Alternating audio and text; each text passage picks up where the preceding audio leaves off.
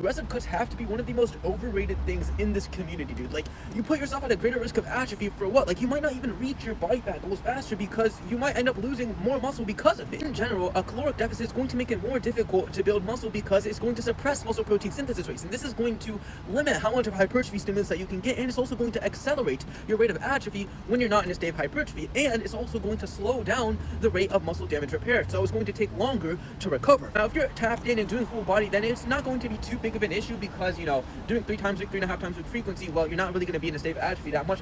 But if you're in a really steep deficit, then we see in animal models of starvation that muscle protein breakdown rates are actually elevated, and this will actively catabolize your muscle tissue. And this isn't something that high frequency can fix because you can't really change your muscle protein breakdown rates. It's just going to stay elevated as long as that stressor is there. How much of a deficit you actually have to be in order for your body to perceive it as a stressor, we don't actually know. We don't actually know why.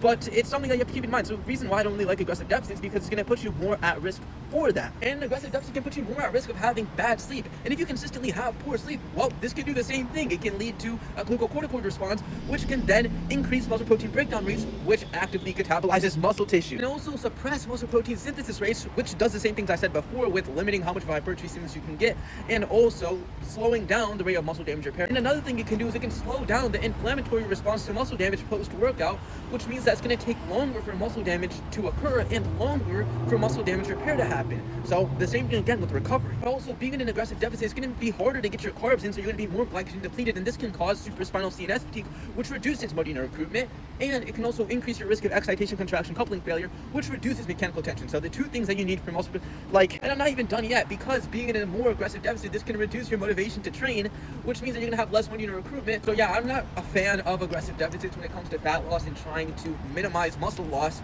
Now, how much of a deficit should you be in and, you know, not have those negative effects? I remember in the Chris Beardsley webinar, he said that a 500 calorie deficit didn't really come with those cons, but again, this is going to depend person to person. I mean, just see how you feel, see how your progress is and stuff.